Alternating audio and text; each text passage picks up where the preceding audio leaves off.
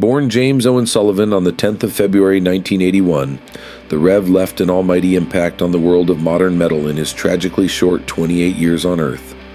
Not only a mastermind drummer, Jimmy brought an exciting, influential flair to Avenged Sevenfold through his songwriting and other musical talents, putting a resounding stamp on the studio albums that he was a part of 2001 debut Sounding The Seventh Trumpet, 2003's Waking the Fallen, 2005's City of Evil, and 2007's Avenged Sevenfold Plus, parts of 2010's Nightmare, which contains some of his final recordings. A beloved member of the band, fans and peers alike also instantly warmed to Jimmy away from his skills in Avenged. Here we reflect on just some of the many reasons the Rev absolutely ruled.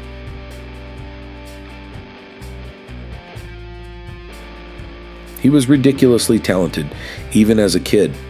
While most people who are lucky enough to be proficient at anything generally need the proper gear to hone their craft, when a young Jimmy picked up the sticks before he was even a teenager, he quickly became very skillful on what was essentially a toy set from a Sears catalog. He would learn the likes of Metallica at first, and even transcribe Lars Ulrich's material with relative success, before developing his talents and moving on to everything from punk to prog to funk. By the age of 13, this is how good he was.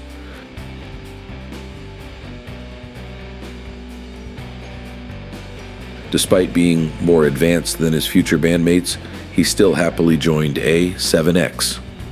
M. Shadows modestly recalled how he and guitarist Zachy Vengeance were recruiting members for Avenged Sevenfold back in the day, eyeing up superstar in the making and fellow school kid Jimmy, but thinking that he was probably too good for them already. When we were starting our band, we really wanted him to play, but he was playing with guys in high school and older, and we were in 7th and 8th grade, the frontman later told Louder. He had no time for us because he was so far advanced musically. He was playing Pantera and Slayer note for note. We didn't even know how to get the source note on the guitar. But once we got serious and were trying to do our thing, he was like, okay, let's just play together and see what happens. It all worked out pretty well in the end.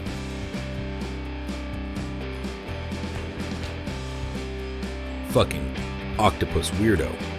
He explained to Drum, I call it the double ride thing, just for lack of a better definition, because no one does it. Basically, it means that the Rev would double up on 2 kick drums and 2 ride cymbals at the same time. Jimmy continued, it is very hard to keep yourself on the bells without being able to look. You can't look at the 2 places at the same time. My right hand naturally can find the ride on its own, so I have to look at the bell on the left. And you also have to bring it over to hit the snare, so it gets a bit hard.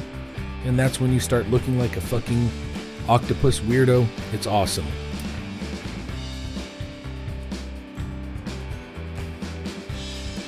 The Rev was an amazing songwriter. While a quick Google search of the Rev songwriting credits will throw up an enormous list of Avenged bangers. Almost Easy, Unholy Confessions, Bat Country, Chapter 4, A Little Piece of Heaven, Second Heartbeat. And we could go on. What that doesn't entirely show is just how great an influence he had on a compositional level. Not only did Jimmy deliver his own drumming flair with every song he helped bring to life, by the band's 2007 self-titled White Album, he would even contribute away from the kit, bringing in piano ideas, lyrics and vocals, and guitar riffs in some cases, which is even more impressive considering he was in a band with Sinister Gates and Zachy Vengeance.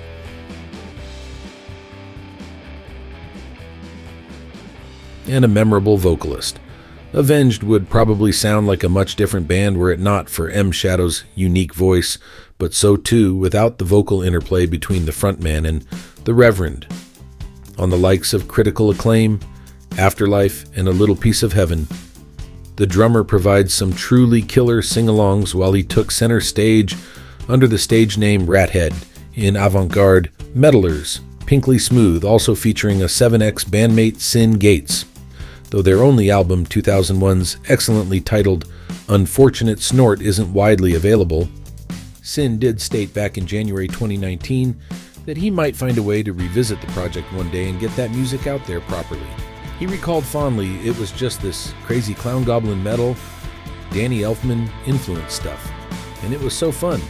I can't find the masters. I hear that there's actually an ugly rumor that some have surfaced, and if I can find those, then I'm going to remaster it and give it to you.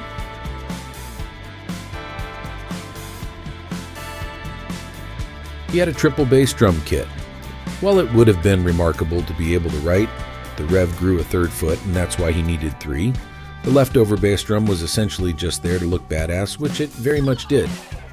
Following the drummer's death, 2 different kits were donated to the Hard Rock Cafe to be displayed, one from the 2008 Taste of Chaos tour, and another that was used in Avenged videos for Afterlife, Almost Easy, Dear God, and Nightmare.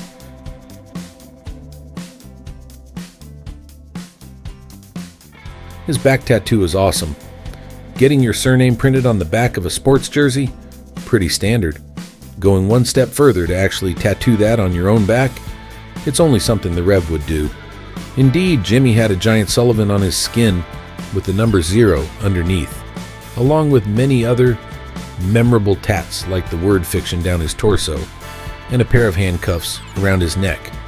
His mother Barbara told Revolver Jimmy had fiction tattooed on his chest because he said if anybody was following his life, they'd think it was fiction. It's too good to be true.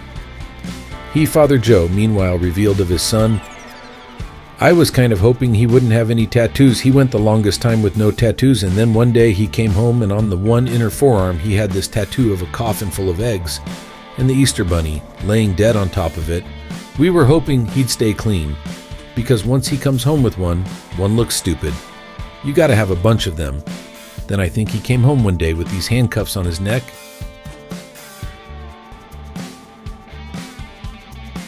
His personality was infectious. Even a decade later, the tribute montage in Avenged Sevenfold's 2011 video for So Far Away will bring a lump to your throat. From throwing an entire pint of Guinness over himself to twiddling his drumsticks like a total rock star to simply just goofing around with his bandmates, Jimmy's disposition seemed to brighten anyone's day, and it's so clear to see. I love you. You were ready.